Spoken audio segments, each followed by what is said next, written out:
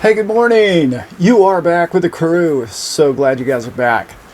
Hey, today we have all the things I screwed up this year. No. That would take, that would take way too long. A few predictions I made about a year ago. I backtracked and looked at 2 or 3 videos that I did a while back and looked at some of the predictions I've made.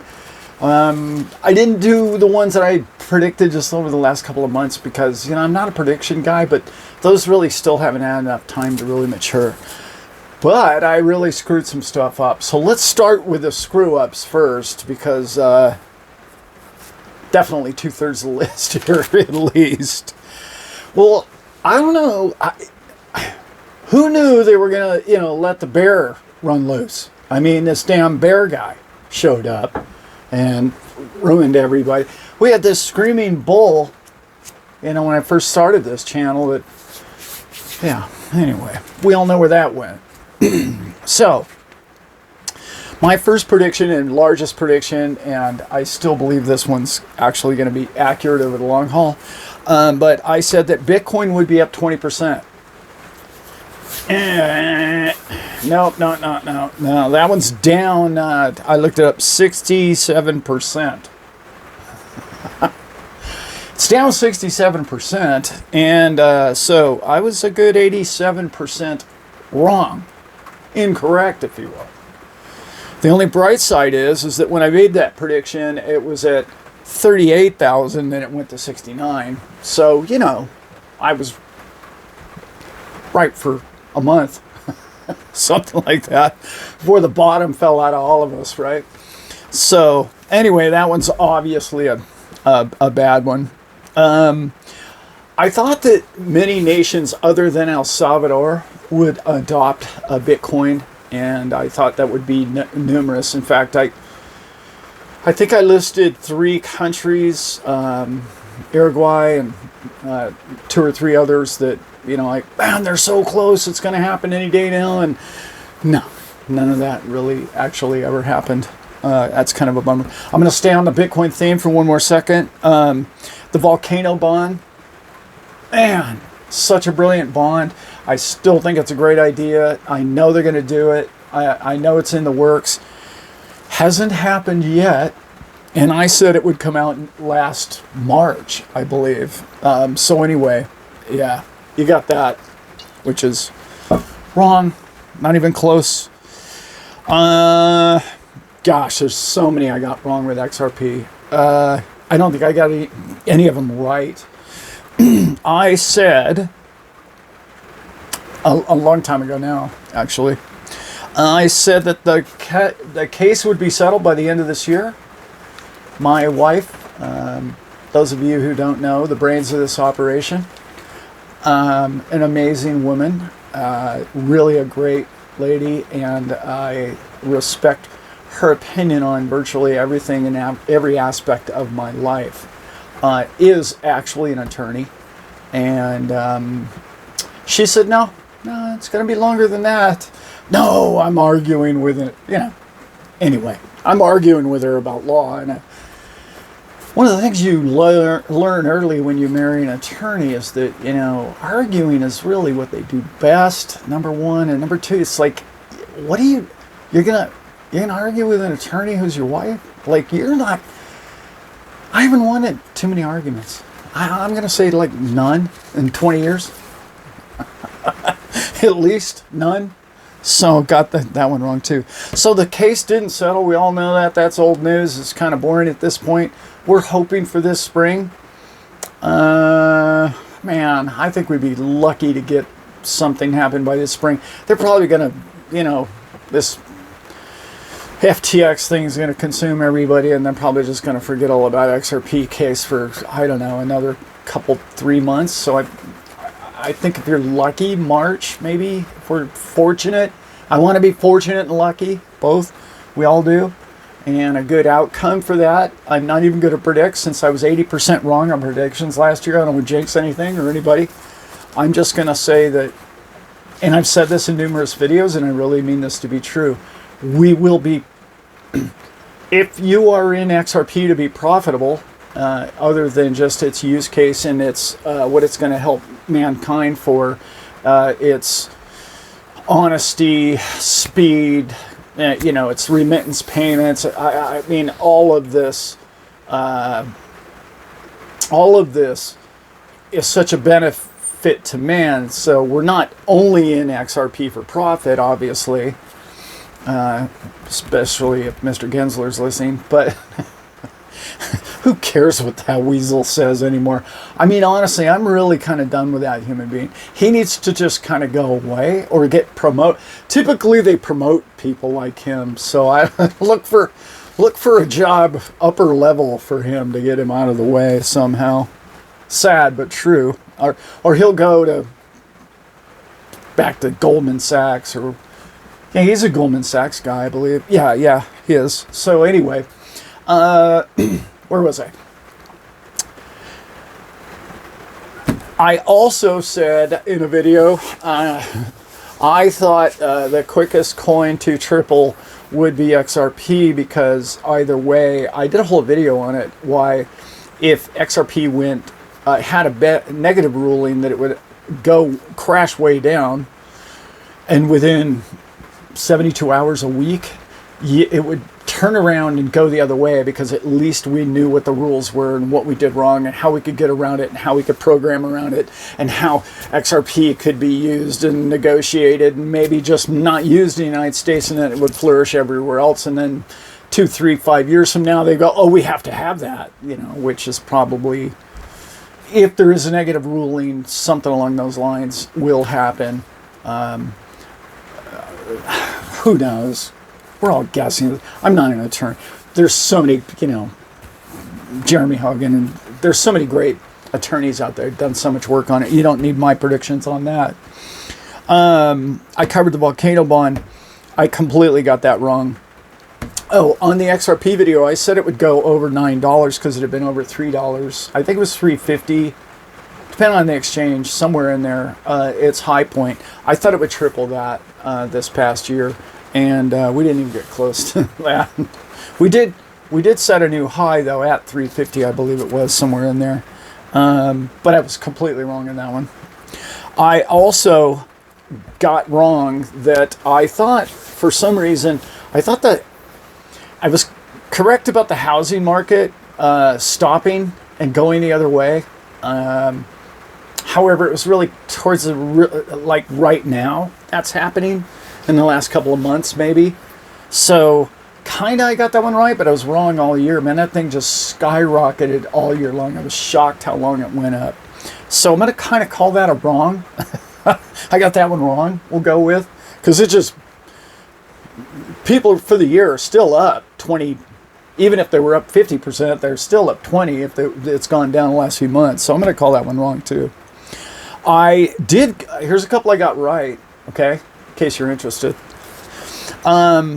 Interest rates up.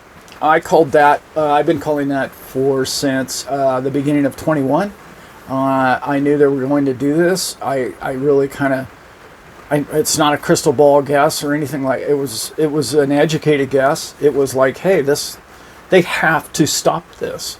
They cannot allow inflation. And everybody and their brother knew it wasn't transitory, and everybody and their brother knew that it was going to keep going, and it certainly did, and for some reason they didn't, and they got on that bandwagon really late. I also said that there would be many more bank fails. This is wrong, actually. I thought there'd be many more bank failures in 22. There were way more in 21. The end of 20 and 21, listen to this one, guys. This is something crypto people should really have in your back pocket.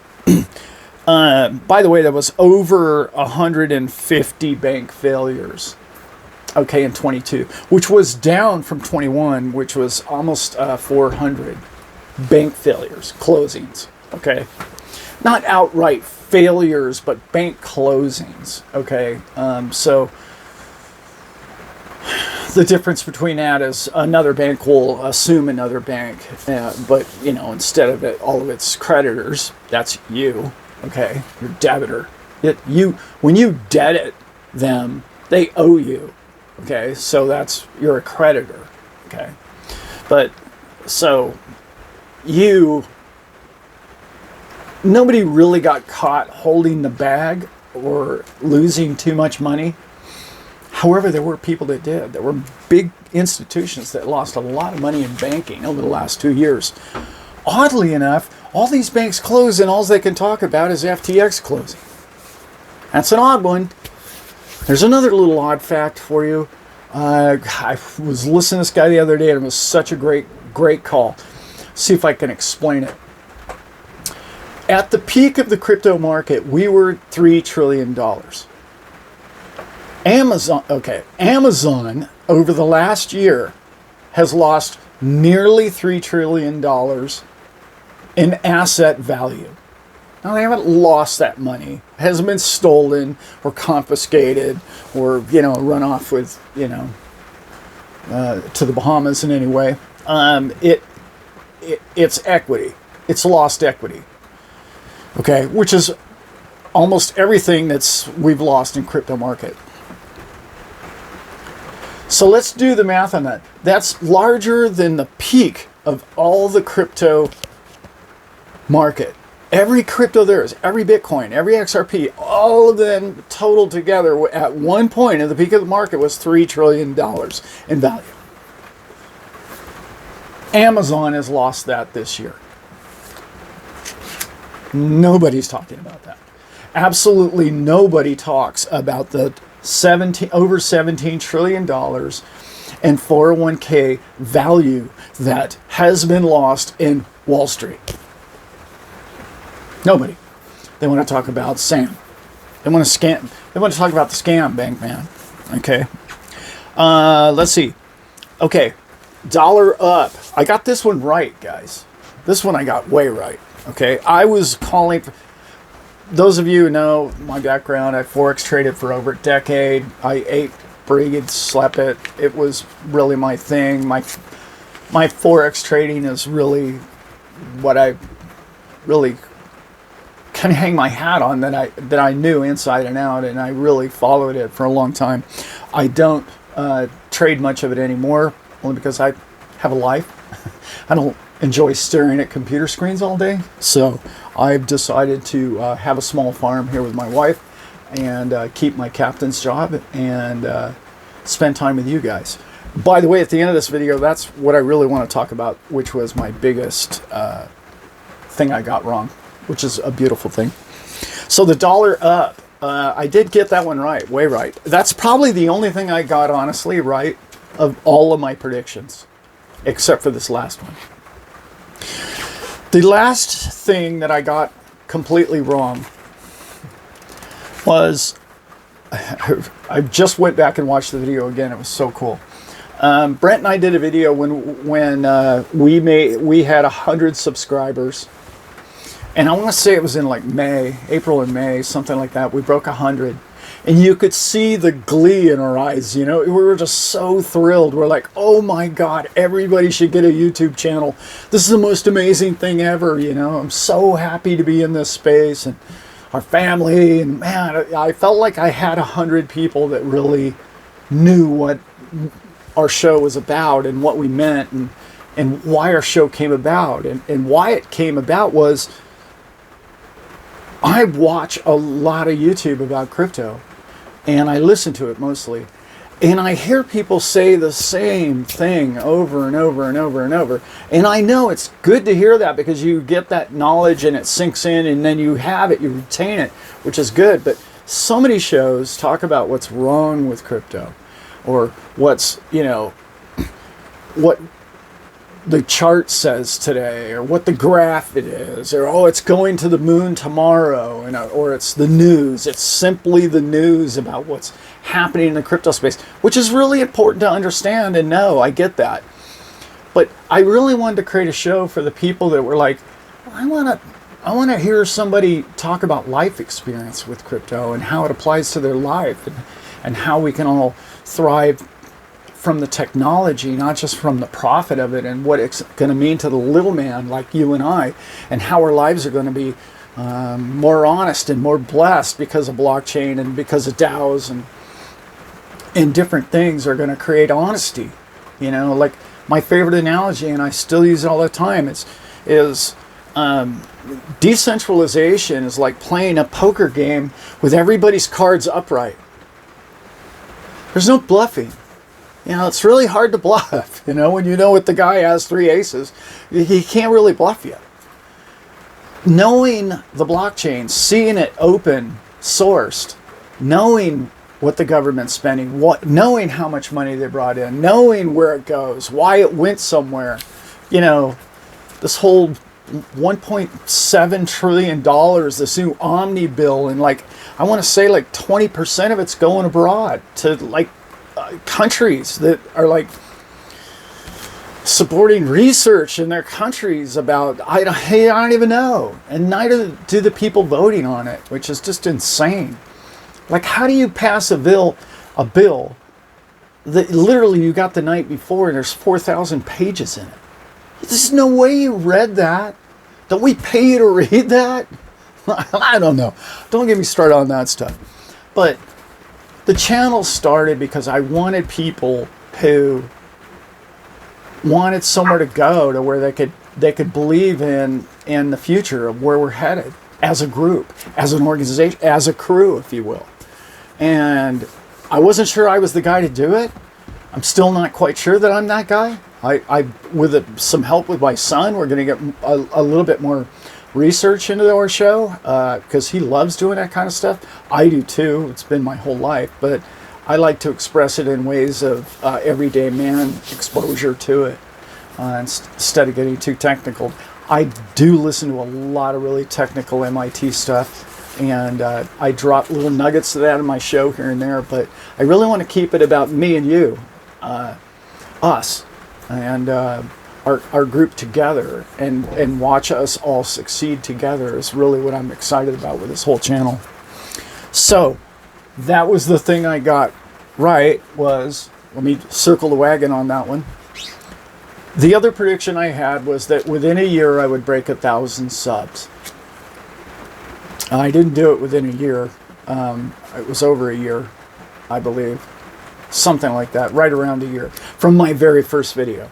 Okay, but year to date, from January to January, I did. But so we smashed that.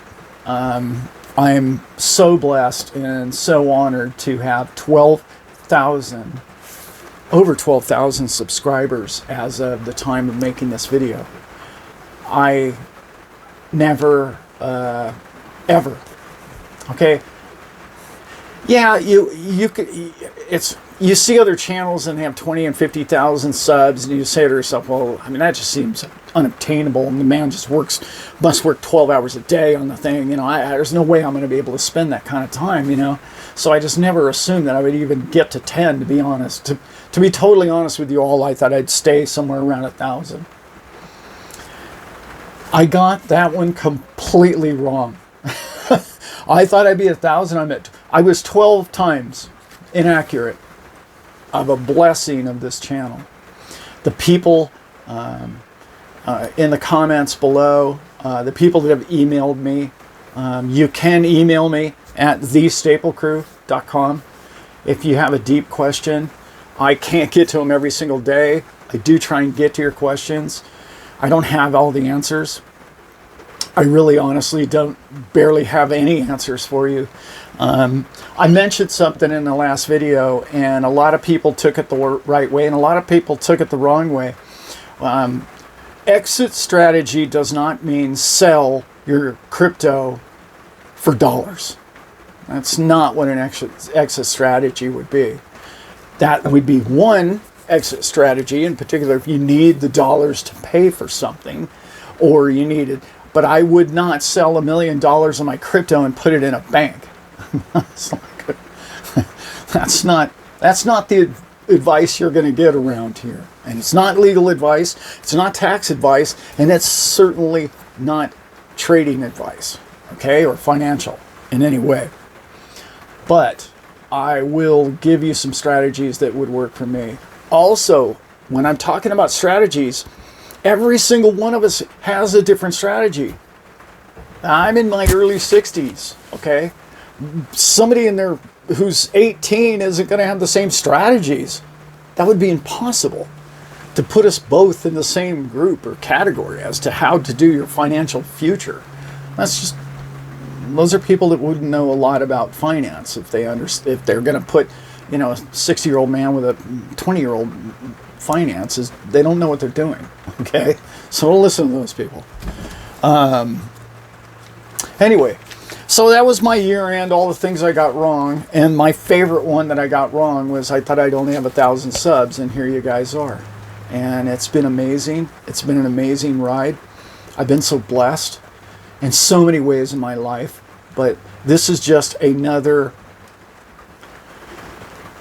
when you have those kind of days or that kind of life, or you have a life experience that just keeps growing and growing and growing, as you all are having the same experience in life. We all are. You never really see the outcome. Like, there's no way we're done here. We're just getting started with this channel, guys, by the way. But you don't see I always see a bright future. I've always been that guy. Okay. Optimism is pretty much what you're going to get on this show if you haven't already figured that out. But I didn't see it coming the way it happened and the way it came to be. But what I really didn't see, which is the most rewarding part of the entire show, is the interaction. The feeling that I had, that I feel like I know you people. I didn't think I'd ever get that. I just didn't believe that would be possible on a YouTube channel when you can see me and I can't see you, that I would have that sensation or that feeling of knowing all of you. I do. I feel like we're all in the same boat. I know we have different views and political views and different, the government should do this or that or whatever. I get all that. But our goal and our mission and our future together is this crypto path that we're on, and the top, whatever coin you have. I don't care which coin you have. You're my brother, right? Or my sister. And we're on this journey together. And it's going to be a great ride, guy. And it's about the ride. It's not about the finish line. This ride that we're on right now, spectacular, my friends. The cast of characters and are you kidding me?